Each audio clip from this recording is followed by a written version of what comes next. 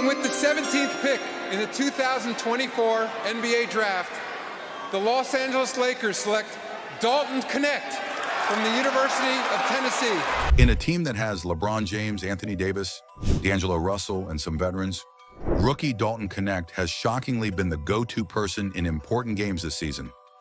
Over a 7-foot ball bowl. Knecht. He'll try to tie. Yeah. Dalton Knecht right between the eyes for the rookie from Tennessee.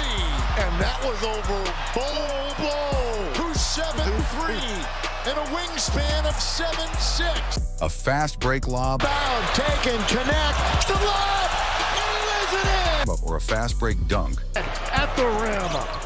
AD was there. Now it's Knecht! Throw it down! This rookie has proven to be a walking bucket.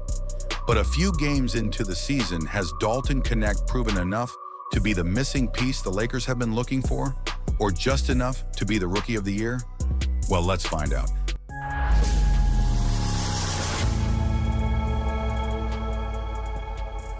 That's what all these 4 major publications graded the Los Angeles off-season Lakers draft picks and trades. To many, it was a complete failure, with no plan to exploit the strength of their aging duo.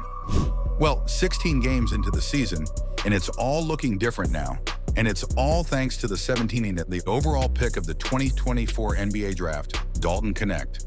The rookie has started 4 of his last 6 games, averaging 20.5 points on 61.6% shooting and 59.5% from behind the arc, all of which included a 37-point game against the Utah Jazz, where he outscored everyone on the court, including LeBron James, Anthony Davis, Lauri Markkanen, John Collins, Austin Reeves, and D'Angelo Russell.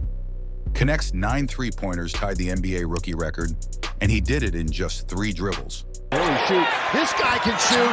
He knocks it down again. Nice start offensively, because Dalton Knecht is now connected on 2 from that distance. He wasn't just raining threes, but dunking off lobs. Sure, he's having fun. As another look at that quick dunk right there. That's a quick play by Dalton Knecht, because if he doesn't, very easily. Against the Jazz, he scored 22 consecutive points for the Lakers from late in the 3rd quarter to early in the 4th quarter, with both LeBron and AD on the bench. And this performance was no fluke, because in the preseason, he touched the Phoenix Suns, outscoring the entire team in overtime, including 20 straight points. Dalton Knecht has become so good and reliable that Anthony Davis had this to say about a rookie. Every time he shoots the ball, I think it's going in. That's why we get so frustrated and upset when he doesn't shoot. He's a great player. He can defend, he can shoot, he can put it on the floor, he can pass. Lakers head coach JJ Redick has come out to say that Knecht is in the 1% of shooters in the NBA and already one of the team's offensive weapons. You know, even just with like Dalton, to me, I told him this the other day, like, he's in the 1% of shooters. He's in the 1%. Like, he has a skill that it's hard to find. He's going to have a chance to earn a spot in the rotation. Truth be told, he is the kind of shooter the Los Angeles Lakers have been searching for years. The kind with a fast release that can punish the opposing defense regardless of the space given. Look at him here with little to no space, or his IQ here with no space. Knecht in the corner. Oh! He's in the machine! Let it go, young fella. First in the last 2 minutes. Oh my goodness. And this, well, that was Reggie Miller. And that easily could have been a 4-point play. Oh. This season, Knecht has proven to not just be a catch-and-shoot player, but also a scorer on all 3 levels of scoring. With the defense knowing he is hot from beyond the arc, Knecht is adjusting to the opposing defensive schemes and capitalizing on their mistake. D'Angelo Russell to southpaw. Knecht, fake the handoff, and gives him the lead. And that's a veteran move. Right. Who would have thought that midway through the 3rd quarter? His IQ alongside LeBron and AD is just off the roof. And there goes Knecht! 150. This game remains close. Nobody's led by more than 5. Knecht, to Davis, Dalton got a little lucky that time. He got caught in the air, but AD was in the right place. It's no surprise that he ranks top 10 in the league with the best shooting beyond the arc with a minimum of 50 attempts. But how is it possible that a talent like Dalton Knecht was skipped by 16 different teams on draft day, and several sports analysts believe the Lakers failed the Lakers draft picks? Well, for starters, at 23 years old, he was one of the oldest prospects in draft class. While other one-and-done players were putting up star-level stats immediately, it took the fifth-year senior his fourth year of eligibility before really dominating at the college level. A late bloomer, but he ended up being the SEC Player of the Year, averaging 21.7 points on 45.8% shooting, 4.9 rebounds per game, 1.8 assists, and 2.6 threes per game at Tennessee. Before transferring to the Volunteers, Knecht had a very good year with the Northern Colorado Bears, averaging 20.2 points on 47.9% shooting, 7.2 rebounds, and 1.8 assists per game. The small forward went from being a primary handler with the Colorado Bears to an off-ball role in fewer minutes per game and posted higher points per game average on very comparable efficiency when it comes to the shooting splits. But despite these impressive stats and performance in his last year of college, the only reason the GMs of the other 16 NBA teams refused to pick him was because of his age. They were concerned that he was a late bloomer and a relatively low-ceiling prospect with so little room to grow. But on the flip side, this was one of the best shooters in this year's draft class. Dalton Knecht was the country's top perimeter scorer and arguably the best off-ball scorer in the draft. It's like snubbing Damian Lillard and Donovan Mitchell for coming into the league as an older prospect. Even Hall of Famer David Robinson joined the league at 24. At worst, Knecht would be like Chris Duarte, who came into the league at 24. But Knecht is no Duarte. He is a more talented player at this point in his basketball career than Duarte was. He is closer to the career trajectory of a Lillard or Mitchell than a Duarte. Yet all 16 teams passed on the most unique and polished player in the 2023 draft class because he was an older prospect. Not even Charles Barkley could understand why they all passed on him. Listen, first of all, these NBA general managers don't have any idea what they're doing. Letting the Lakers get Dalton Knecht was one of the stupidest things I've ever seen. That's a bad boy right there. Dalton Knecht, remember that name, y'all. Even LeBron was shocked such a gem landed with the Los Angeles Lakers. They didn't find DK. The other 16 teams f***ed it up. Did anybody watch him? They just didn't f*** it up. You know, when rookies come to the league, teams are often patient with them as they look to find their strength. But in the Lakers' rookie's case, his strength was not only obvious, but polished. So much that joining a Lakers team that ranked 28th in three-point attempts per game last season was a match made in heaven. Interestingly, the Lakers were only able to draft the small forward because the New Orleans Pelicans deferred their draft pick from the Lakers until 2025, since they believed there was nothing good in the 2024 draft pick. Yet one of the few rookies to have kept opposing defense on their toes has been Dalton Knecht, the 17th pick of the draft. He could very well be the Rookie of the Year. Dalton Knecht ranks first among all rookies in three-point shooting at 45% at a minimum of 25 attempts. Third in points per game and fifth in field goal percentage at a minimum of 40 attempts so far this season. In the words of Kevin Garnett, no rookie doing what he doing, and he should be the Rookie of the Year. Before we get into it, boy, hey, the boy Knecht is cracking. I know I'm jumping the line. Hey, P, Rookie of the Year, dog. Ain't no rookie doing what he doing. He the third option in front of Austin Reeves and all that shit. Yeah, I said it. Yeah, Knecht, nigga. I mean, how many rookies have you seen shoot in 7-foot Kevin Durant's face?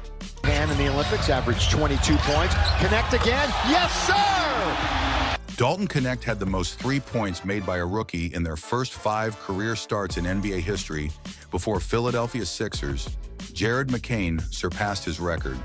And at the moment, the Sixers rookie is Knecht's strongest competition for the Rookie of the Year award. So far this season, McCain is the only rookie with multiple 30-point games and has 7 straight 20-point games. He also has the most points by a rookie in their first 4 career starts since the merger. However, it is important to know that McCain is doing all of these in the absence of key veterans on the Sixers team, while Knecht is making his presence felt while playing alongside Anthony Davis and LeBron James. Which is more impressive? Well, to be honest, that would be Knecht. And all of these is in the least surprising because coming into the league, Knecht was as NBA ready as any player in his class. A three-level scorer and excellent three-point shooter who has so far proven to make a killing on catch-and-shoot opportunities, playing off of LeBron James and Anthony Davis, and leading the team when the star duo is not playing. After all, after the two superstars, the rookie seems to be the next with a target on his back, with the way opposing players ruthlessly target him on defense. He's an excellent cutter and finisher, aggressively slicing into open spaces within the half court and running the lane with precision in transition. To better understand how important Knecht has been so far, you should know that Dalton Knecht is the first rookie teammate that LeBron James in his 22-year career has ever had to record consecutive 20-point games. LeBron describes how important Dalton Knecht is better when he said, his shooting, his finishes. He can get his off versus anybody. He's 6'8" and a 6'9", and he's got a quick trigger, so it doesn't take long for him to get them up. He's sneaky athletic as well, so his ability when he starts getting those threes to go, and then he's putting the ball on the ground and finishing at the rim as well.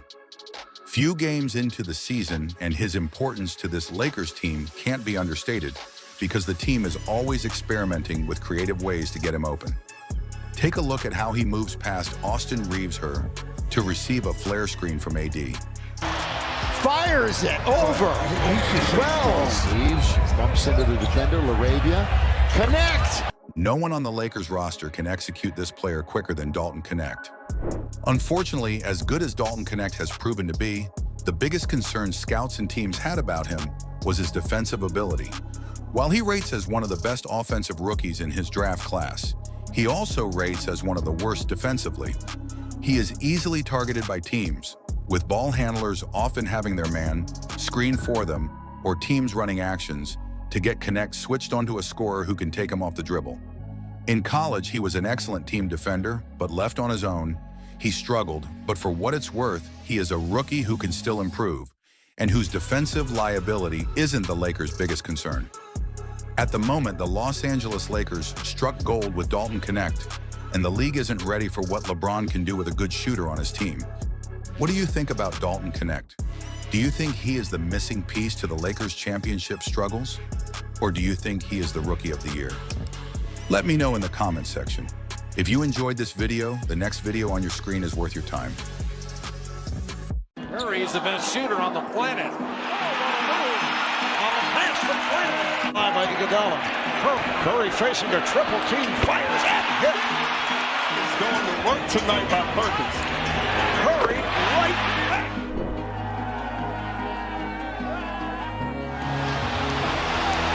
Oh, blocked by James. LeBron James with a rejection. With half a minute to play, Bryant for the lead. Yes! Kobe Bryant gives the Lakers the lead. He was legendary before this game. This takes it to an absolute another level. What makes a year truly historic? Is it the records that fall, the legends who say goodbye, or the moments that seem impossible until they happen? In 2016, the NBA didn't just give us one of these elements, it gave us all of them and more. Today, we're diving into why 2016 might just be the most important year in the modern NBA. Here's Thompson on the left wing. Curry puts it up. And Barnes on the drive, throwing it down with authority.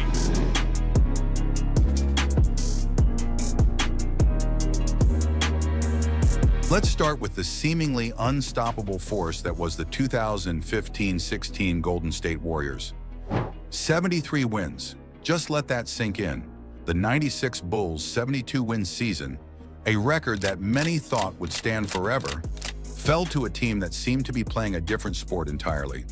Led by Stephen Curry, who became the first unanimous MVP in league history, the Warriors weren't just winning games. They were revolutionizing basketball.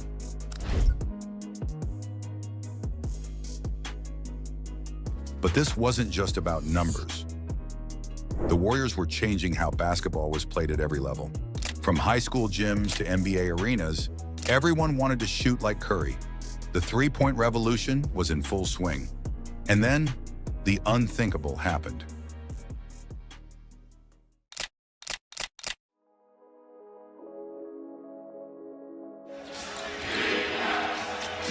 Curry helps out Smith.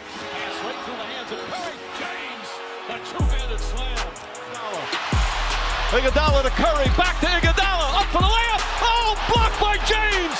LeBron James with the rejection. Irving and Curry, one-on-one. Irving puts it up. It's good. Kyrie Irving from downtown. And the Cavaliers by 3. Up 3-1 in the finals against the Cleveland Cavaliers, the greatest regular season team of all time, fell. LeBron James and Kyrie Irving led the Cavaliers to do what had never been done before: overcome a 3-1 deficit in the NBA Finals. The block, the shot, the stop. 3 moments that would define not just a series, but an era.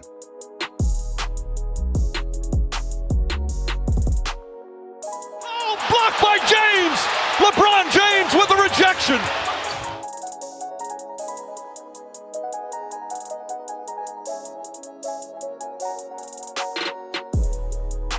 It's good! Kyrie Irving from downtown! And the Cavaliers by 3. But 2016 wasn't just about making history, it was about saying goodbye to it. 3 of the greatest players ever, Kobe Bryant, Tim Duncan, and Kevin Garnett, played their final games. Together, they represented 11 NBA championships, 48 All-Star selections, 4 MVP awards, and countless memories. Like New York, which is our first together. It's crazy how time flies, dog. I know, man. And you're gonna blink, and it's gonna be another 5 years, and this whole room gonna be totally different.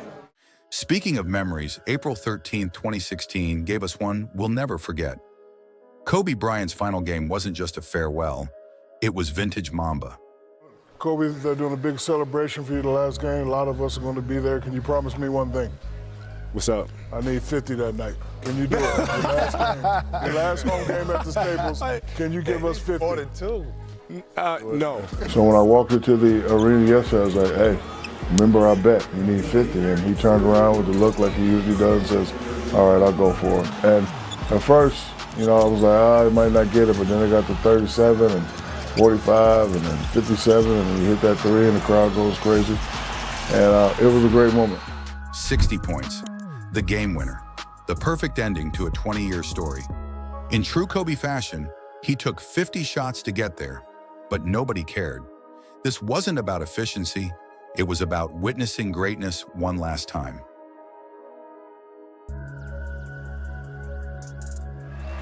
I can't believe how fast 20 years went by. I mean, this is crazy. Thank you from the bottom of my heart. God, I love you guys. What can I say? Mamba out. Even the events that might have been footnotes in other years were legendary in 2016. The dunk contest between Zach LaVine and Aaron Gordon wasn't just great, it was possibly the greatest ever. Gordon sitting on air dunk over the mascot and LaVine free throw line windmill will be played on highlight reels forever. Then came the summer. Thanks to a massive spike in the salary cap from $70 million to $94 million, free agency became a feeding frenzy. Players like Mike Conley Jr. signed what were then shocking contracts, with Conley becoming the highest paid player in league history at that point, with a $153 million deal. But the biggest move wasn't about money. Kevin Durant's decision to join the 73-win Warriors sent shockwaves through the league that we're still feeling today. It's been hectic, It's a lot of attention that comes with being in this position, and I knew that. And when I met these guys, I felt as comfortable as I ever felt, and it was organic, it was authentic, it was real, and there's feelings I couldn't ignore. So, I made a decision to come and play for these guys, and I feel great, and I feel excited about this opportunity. It ushered in the era of the Super Team 2.0, where players, not organizations, became the architects of dynasties. Let's look at how the game changed after 2016. 3-point attempts per game, 2015 to 16, 24.1, 2016-17, 27.0, 2017-18, 29.0. Pace of play, 2015-16, 95.8, 2016-17, 96.4, 2017-18, 97.3. The game was getting faster, more three-point heavy, and more dynamic. The Warriors' style wasn't just successful, it was infectious. And as if 2016 hadn't given us enough basketball, Team USA captured gold in Rio, with Carmelo Anthony becoming the first male basketball player to win 3 Olympic gold medals. While not as star-studded as the 2012 team, this squad dominated their way to extending USA's Olympic winning streak, with Kevin Durant leading the team in scoring and Carmelo Anthony putting the perfect cap on his legendary Olympic career. So why was 2016 so important? Because it wasn't just about what happened that year, it was about what it represented. It was the year that proved records aren't unbreakable, that legacy isn't just about championships, and that the impossible is possible with enough belief and talent. The three-point revolution, player empowerment, super team formation, these weren't new concepts in 2016, but they all reached critical mass that year. The modern NBA, with its emphasis on spacing, shooting, and player movement, can trace its DNA back to this pivotal year. When we look back at NBA history, certain years stand out as turning points. 1979 brought the three-point line. 1992 gave us the Dream Team. And 2016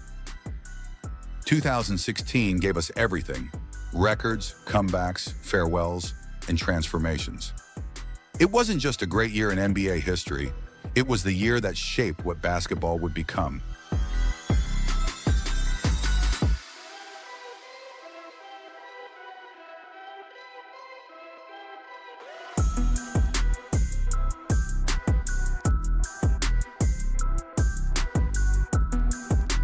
What do you think? Was 2016 the most important year in recent NBA history? Let me know in the comments below. Don't forget to like and subscribe, and hit that notification bell to stay updated on more NBA and WNBA content.